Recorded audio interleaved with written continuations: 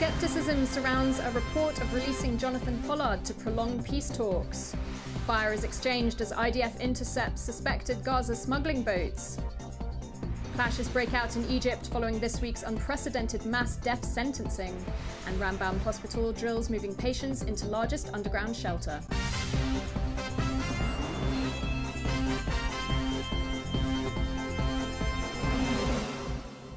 Shalom, welcome to the Jerusalem Post News, our top stories for Wednesday, March 26th. Economy Minister Naftali Bennett has expressed skepticism over a report today that said the United States has agreed to release imprisoned Israeli agent Jonathan Pollard as part of a compromise to secure the continuation of the peace talks from Israel's divided government coalition. Bennett said he had received no confirmation of this from Prime Minister Netanyahu.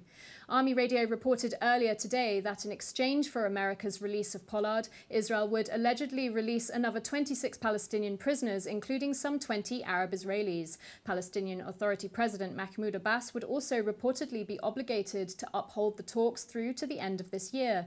This comes after senior Israeli officials warned on Sunday that the peace process is in danger of collapsing if no agreement is reached between the sides regarding the freeing of Arab Israelis in the fourth prisoner release scheduled to take place next week. There is currently no majority within the Israeli government coalition agreeing to release them.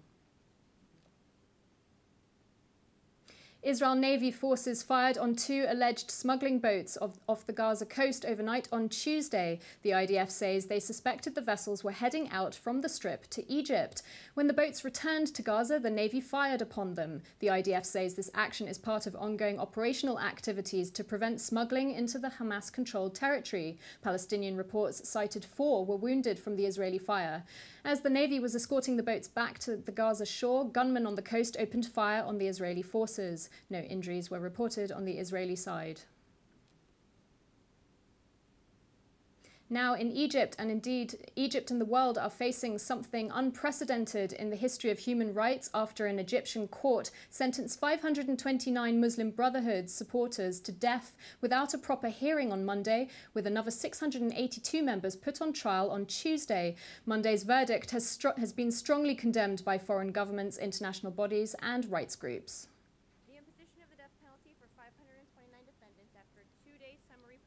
Cannot be reconciled with Egypt's obligations under international human rights law, and its implementation of these sentences, as I said, would be unconscionable.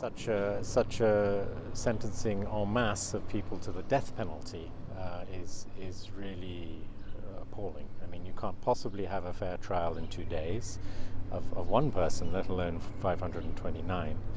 3/4 of them, more than 3/4 of them, just under 400 people, weren't even present in court. You know, charges include things like membership of the Muslim Brotherhood. Well, most of these people were arrested before the Muslim Brotherhood was even made an illegal organization.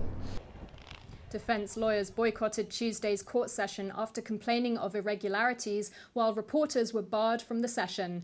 Hours after Tuesday's trial began, protests broke out in Minya, south of Cairo, and in Alexandria against the mass trialing and death sentences, the biggest in Egypt's modern history. The crackdown on Brotherhood supporters, thought to number 1 million in a population of 85 million and now branded a terrorist group by the military-backed interim government, appears to be intensifying ahead of the nation's presidential elections, which Army Chief Field Marshal Abdel Fattah al-Sisi is expected to win.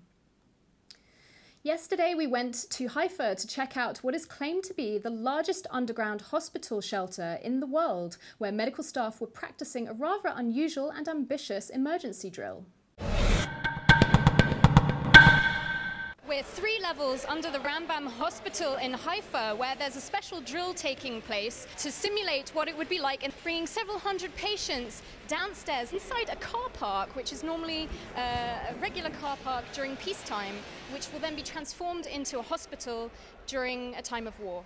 Is the first drill that we do in this Sami Ofer underground hospital, which is designed to actually be able to host up to 2,000 patients. We're moving 2 departments and intensive care beds and other facilities like operating rooms. All the air conditioning is actually spread along this facility. We are planning to be able to move from the main hospital to this one within 48 hours.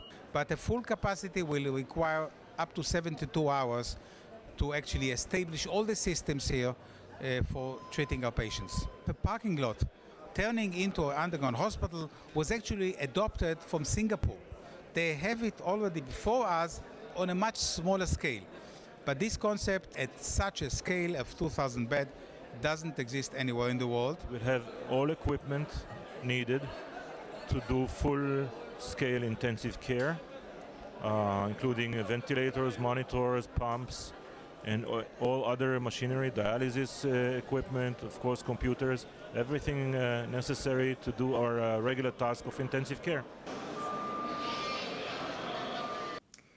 We didn't stick around for the full 48 hours, but I'll assume they managed. That's it. We're back tomorrow with more main headlines. Until then, shalom from the Jerusalem Post studio.